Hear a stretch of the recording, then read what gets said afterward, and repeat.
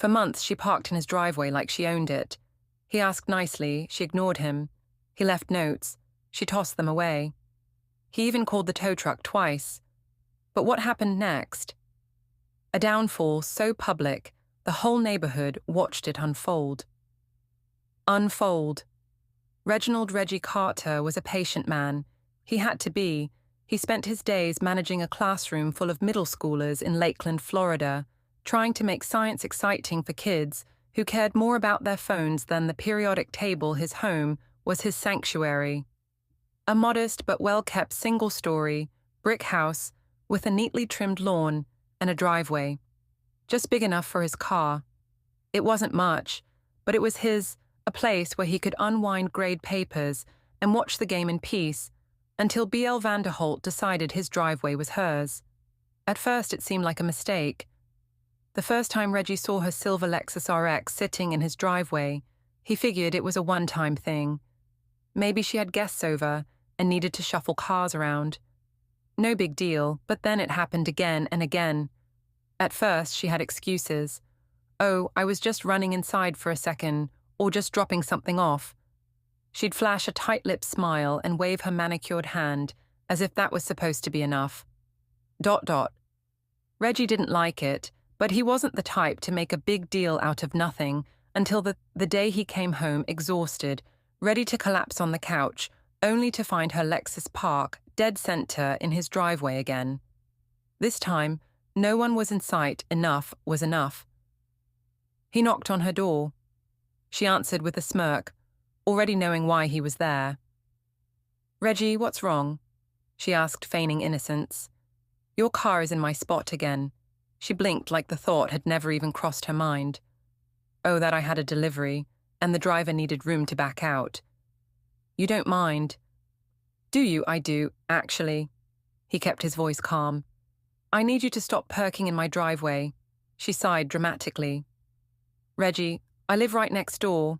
It's not like I'm perking on some stranger's property. You're perking on mine." She scoffed. "Are you really that bothered by a car sitting there for a few minutes?" "It's not a few minutes, it keeps happening, and I need it to stop." She laughed, rolling her eyes. All right. No, need to get worked up, I'll move it." And she did that time, but it didn't stop. Over the next few weeks, Reggie came home to find her car exactly where it shouldn't be. Notes disappeared, knocks on her door went unanswered. One evening, he pulled up to see not just her car, but another, a shiny black BMW sitting in his driveway. That was it. Reggie snapped a picture, knocked on her door harder this time. She answered, her face full of fake annoyance. "Reggie." She sighed, dragging out his name like he was the problem. "Who car is that?" "Oh, my friends, we were having a little get-together, and well, you weren't home, so I thought it wouldn't matter." "It does matter," Reggie said firmly. "This isn't a perking lot. This is my home." She tilted her head, pretending like he was the unreasonable one. "Well, you should have said something earlier. I would have moved it." He clenched his jaw. "I am saying something. Move the car." She rolled her eyes, but finally called her friend Reggie, waited 5 minutes, 10, 15, at 20 minutes. He was done waiting the next morning. He called the HOA. He didn't expect much. BL was practically royalty on the board, and sure enough, their response was useless, sir. Unless there's physical damage to your property, we don't get involved in neighbor disputes. So Reggie handled it himself that night. He left one last note on her windshield, bold letters, "Do not park here again," when he came home.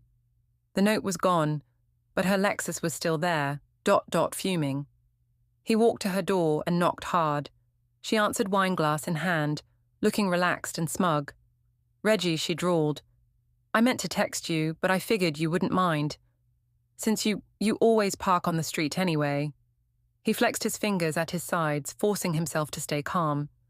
"I do mind. This is my property, Blee." She laughed. "Reggie, seriously, you're getting bent out of shape over a driveway." "No," he said, "I'm getting bent out of shape because I've told you over and over to stop doing this and you keep ignoring me." She smirked, swirling the wine in her glass. "Some people are just so uptight about the smallest things." That was it. Reggie pulled out his phone and saved the number for the towing company. The next time Bawley parked in his driveway, Reggie didn't knock. He didn't leave a note. He didn't call her. He called the tow truck instead. 20 minutes later, a truck pulled up. The driver assessed the situation and nodded. "She parked in your driveway." "Yep, got proof of ownership." Reggie pulled out his property deed. He came prepared. Minutes later, BL's Lexus, our ex, was lifted off the ground and hauled away. An hour later, she pounded on his door. "Where's my car?" Reggie opened the door, slowly, looking completely unbothered. "Oh, you Mia.